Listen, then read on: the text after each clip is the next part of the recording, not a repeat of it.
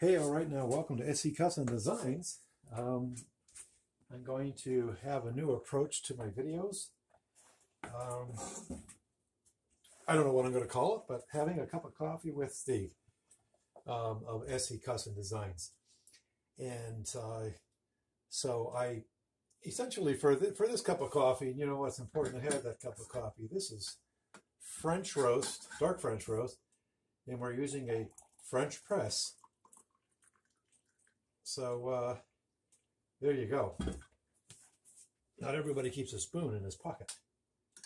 So I'm very particular about my coffee. I really have grown to love French press. My lovely one turned me on to it. I knew about it for many, many years, but well, there you go. So that being said, welcome to the cup of coffee with SC Custom Designs. So I am reviewing a course that I took many years ago in the 90s, okay? And it's when I had 1.5 kids living in a very historical house called the Mabey House in Rotterdam Junction. Look that up. It's a historical society. It was given to the Historical Society some years ago, but we were caretakers of that place. But at that time, it was 1993. I know that because I looked at the dates for my course. The company that does this course, or did this course, no longer exists. So it's a sad thing, but there's something to be said there too, that, you know, you look at programs without calling their names out, and they're pointing this thing out that we're losing the people that know how to work with the wood, with the material. So woodworkers, carpenters. So there's programs that are going on. I want to start a program in my local area right here in this wood shop. And I hope that'll become a dream that comes true. And because I love interacting with people. And hence my YouTube channel. And thank you. By the way, subscribe to the channel if you haven't. And just know that we're doing a giveaway. Don't want to spend too much time talking about that. Just look up the chest-made dovetail jig. And March 2nd, we're going to make a drawing. And you're going to win a configurable dovetail jig. You got to go to the specific video that talks about where it's a giveaway. So there you go. Leave a message, give a thumbs up, say I want to join. All right. So I was looking back at my course, and one of the most important things to think about when you're picking out a project is from where inside the wood are you going to make your project. So you got to get the material from somewhere. And there's names for all of that, but we're going to talk about the real basics here. This here is from, believe it or not, it's a branch that was across the street that was cut out. The branch was, I think that the base of that tree was around 4 to 5 feet. It was huge. So this is a great example. I've done nothing to it but put a coat of shellac on the bottom. There's nothing on the top, and it naturally split open like this. So, but what we have here, real quickly, inner bark, we have the cadmium, which is here. We have the outer bark here, so outer, inner, and cadmium. We have sapwood, which is on the outside of the unit. Then we have heartwood, which is more in here. Then we have the pith. Then we have what we call rays. Rays are each year the tree is going to grow and it's going to expand out and out and out. So there's these little the circles that grow. That's how you can tell how old a tree is. Count those out. So really at a very high level, that's really, I want to just stop there, and we can continue that. But if you've been following my channel for any period of time, you'll know that this doesn't look the same. Look, it's all cleaned up. I got inspired to clean this up when I went and picked this up just yesterday. This is what we call a block plane, and you're going to want to have one of these available if you don't already in your shop. Some shops have, I see hundreds of them stacked behind them, but this is great for real quick, just planing and taking off and making a surface flat, because you have what we call the plane base, which is here. So this is your reference point, and then you have your knife here. that is going to make that cut. So basically what I did is I took this guy off the shelf and I cleaned him up. And I want to go over that with you, and then we'll finish up our cup of coffee. That being said, episode.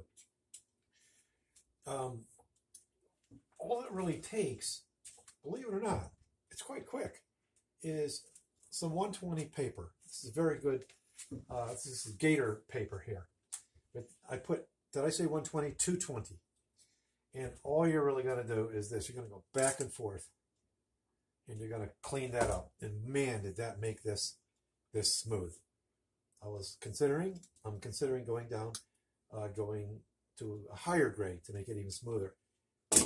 Oddly enough, this here was rough. It's brand new, right? It's just, you know, it's cheap. This thing didn't cost me much. So you get what you pay for. So I decided to go ahead and sand this down as well. But to break the unit down, we're going to use our block plane up here. It's very, very simple. You have your knife. Okay, this is a Stanley number 220. You have your knife. It just sets down in there on top of this here.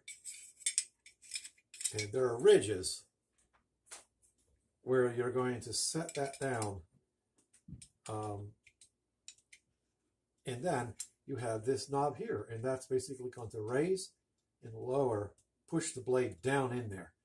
Okay, so it's recommended that you take this knob here counterclockwise all the ways up, and set your blade down in here on that ridge there near the top.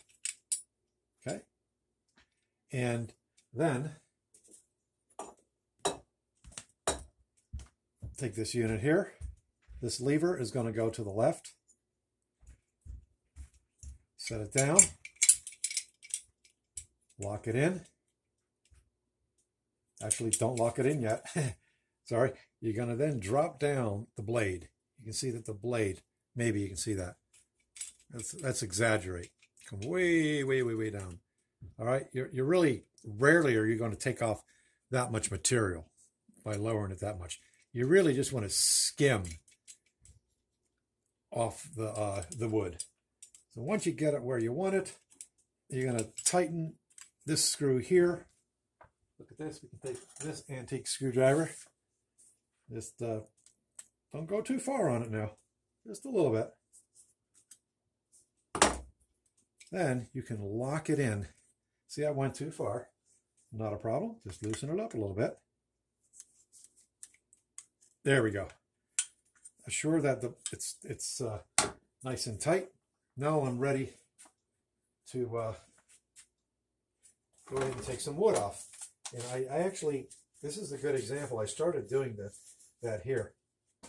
This is these are 2x4s that we're doing together rather crudely. I guess whoever made this didn't really care about this not being flat. So what I'm going to do is, just in some time, I'm going to go ahead and smooth that down. And you can see that I was overly aggressive there. I did that on purpose. I'm going to raise that up. I'm going to raise that up. It took way too big of a chunk out. Okay? And I'm going to raise it up a little bit more. Great way to look at this is to go get some light behind you and then look at the blade. Okay? That's a great way to do that. You can even take your thumb, your fingers, and feel that a little bit. Okay, and let's lock it down. And here we go. Let's give it another try. There we go. And all I want to do is knock this 2x4 down and start planing this area. I have to be very, very thoughtful about how I'm going to do all this. Okay.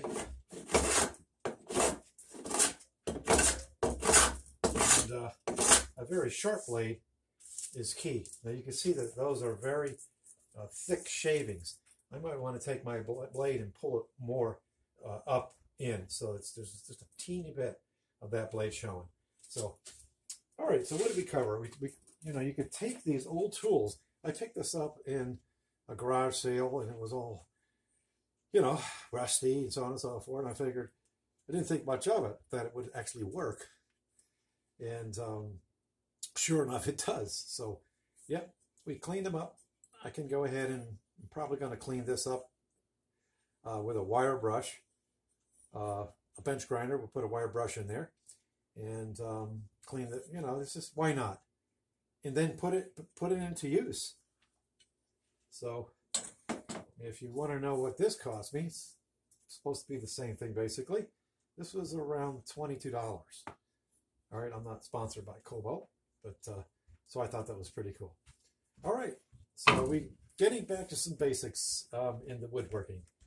So I'm considering with a cup of coffee, basically just coming back to the book and going through the whole process of what does it take to be a woodworker. So this could go on for quite a while, so that'll be nice. So I'll mix that in with my current projects, like the sleigh that we're making, the bed sleigh frame. Today I'm going to be cutting the slats that are going to go into the sleigh bed. This is the shelf here, and the slats are going to go from here to here across. All right. All right. I want to thank you for watching, stopping by. I'm having a cup of coffee right here in the wood shop. It's a lot of fun to talk about woodworking and get to know you. Appreciate all the new subscribers. You're giving me ideas on what to talk about. I really appreciate that. This actually was one of them. And so I've been putting it off for a while. Just needed a little bit of break in my project, and I had that break. So there you go. All right, I'm going to say our usual goodbyes in some languages. I lived overseas for 6 years in the Middle East and learned some languages. Goodbye to my friends in Israel. It's Hebrew. Basalami. That's Arabic. Goodbye. Let there be peace upon you. Tutsins, Afrikaans, Tsajin, Mandarin, mainland China. And in English we say salute. No, that might be Italian. I forgot that accent. Terrible. Thanks for stopping by again. God bless.